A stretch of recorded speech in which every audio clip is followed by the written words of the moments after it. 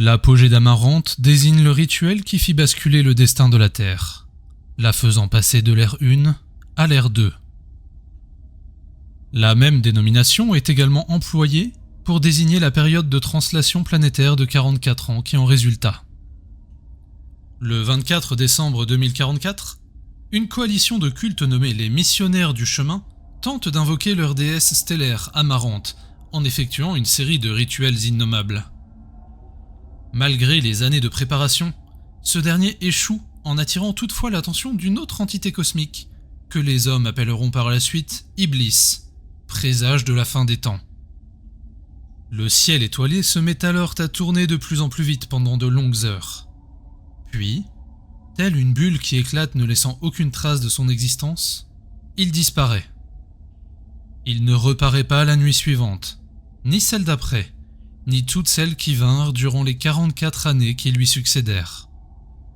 Toute tentative d'observation via télescope spatial ou terrestre se solde par un échec. L'entièreté de l'univers hors système solaire semble s'être évanouie.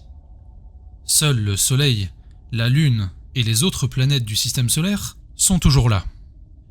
Néanmoins, ils apparaissent et disparaissent çà et là de façon impromptue.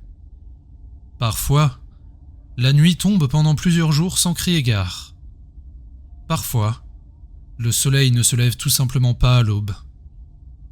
Il arrive aussi qu'au crépuscule, une nuit noire comme la mort couvre la terre. Pas de lune ni d'étoiles, juste un vide infini et glacial. Les conséquences de cette catastrophe furent bien trop nombreuses pour être entièrement listées, mais voici quelques-unes des plus capitales. Tout d'abord, le culte des éternels se souleva lors de l'apogée d'Amarante et causa chaos et désolation dans nombre de villes partout sur le globe. Son discours annonçant la fin des temps et l'arrivée de nouveaux dieux rédempteurs résonna dans le cœur de beaucoup, et nombreux sont ceux qui y trouvèrent un salut, leur permettant de ne pas sombrer dans la folie. Les cas de démence augmentèrent de façon alarmante, et des millions de personnes décidèrent de mettre fin à leur jour, emportant parfois leurs proches avec eux. Les phénomènes ésotériques et inexplicables se multiplièrent également, allant de simples créatures inconnues foulant la terre à des phénomènes d'une toute autre ampleur, comme des yeux au regard ineffable toisant la terre depuis le néant algide de la voûte céleste. Les épisodes asolaires d'1 ou 2 jours provoquèrent des périodes de froid glacial, déréglant complètement le climat, engendrant une extinction de masse parmi les plantes et les animaux. La hauteur des océans fluctua, déclenchant des raz-de-marée, des tornades et nombre de cataclysmes. Les famines ravagèrent l'humanité et des guerres civiles provoquées par des populations en détresse, craignant pour leur vie, firent un nombre incalculable de victimes. Les gouvernements tombèrent et l'ordre mondial s'écroula. L'âge du progrès et de la technologie toucha à sa fin. Chaque humain luttait désormais pour sa survie. En février 2045, un groupe de cultistes non identifiés prend la main sur l'ISS et nombre de satellites en orbite. Il provoque de nombreuses collisions spatiales sur différentes orbites autour de la Terre, déclenchant un syndrome Kessler. Un nombre important de débris résulte de chacune de ces collisions, et l'espace devint progressivement rempli de débris volants dans toutes les directions à des centaines de milliers de km/h. Ceux-ci finissent invariablement par rencontrer d'autres satellites, les détruisant en relâchant encore plus de ferrailles et de bouts de plastique dangereux. En quelques mois, la quasi-intégralité des satellites en orbite autour de la planète deviennent inopérants. L'espace n'est désormais qu'un champ de mines chaotique impraticable pour quiconque voudrait y envoyer un appareil. Conséquemment, un nouvel événement climatique voit le jour, les pluies de feu résultantes de l'entrée dans l'atmosphère de nombreux débris spatiaux. Parfois inoffensifs, ils s'avèrent mortels lorsque ceux-ci sont de taille conséquente. C'est ainsi que des villes telles que Montréal sont rayées de la carte. La mondialisation prend fin avec la disparition d'Internet et des différents moyens de communication à longue distance. Les grandes villes se retrouvent vouées à elles-mêmes. Leur densité de population couplée au manque de production alimentaire provoque des famines conséquentes en leur sein.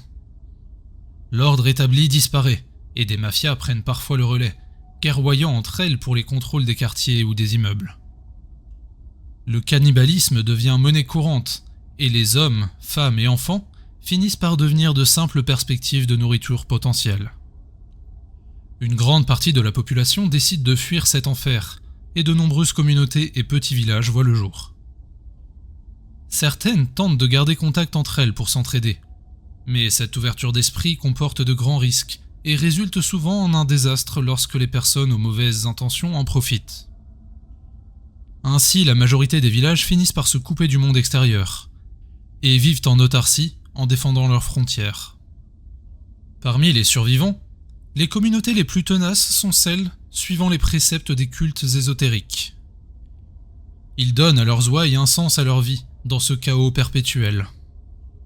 Les actes de révolte et de mécontentement des habitants récalcitrants résultent généralement en une exécution cérémonielle, parfois suivie d'un banquet où la chair des ignorants est consommée pour expier leurs péchés.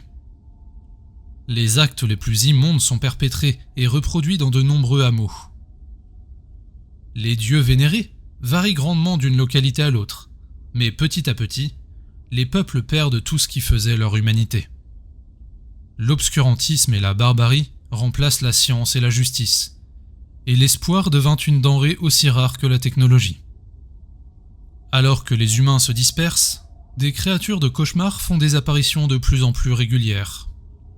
Les routes, grouillant déjà de bandits et de désespérés, perdent encore en sûreté lorsque la population de monstres augmente. La nuit est synonyme de terreur pour les païens. La découverte de scènes d'horreur au petit matin devient monnaie courante. Que ce soit dans une caravane marchande gardée et armée, ou dans la sécurité illusoire d'une maison fermée aux entrées barricadées, personne ne semble à l'abri des démons informes que la nuit enfante. Il est alors facile d'imaginer le traumatisme que représente une nuit de plusieurs jours, ou un coucher de soleil impromptu en plein milieu de la journée. Après 44 longues années, en 2088, la voûte céleste réapparaît. Les cycles lunaires et solaires redeviennent stables du jour au lendemain. Toute cette folie semble avoir pris fin en un claquement de doigts. Cependant, les apparences se révèlent trompeuses. Tout d'abord, les constellations ne sont plus les mêmes qu'auparavant. Le ciel étoilé a complètement changé, comme si la Terre n'était plus à sa place dans la Voie lactée. Le Soleil, repère infaillible des premiers humains, suit une course inverse à celle qu'il avait à l'origine, et se lève désormais à l'ouest. L'influence des dieux très anciens se fait encore plus sentir. Le ciel prend une couleur violette jaunâtre, comme un bleu qui serait en train de passer. Il semble parcouru de volutes lointaines, cachant des formes indescriptibles dont la nature même peut faire perdre la raison à celui qui les observe avec trop d'insistance. Ces masses d'yeux fulminants, de crocs et de griffes jaunies, de chairs absurdes et sans forme, dérivent au-dessus de la Terre, nuit et jour, à peine visibles dans les brumes nébuleuses de l'espace. Enfin, de façon complètement imprévisible, le dieu Iblis emplit le ciel, dardant le crépuscule de ses rayons corrompus.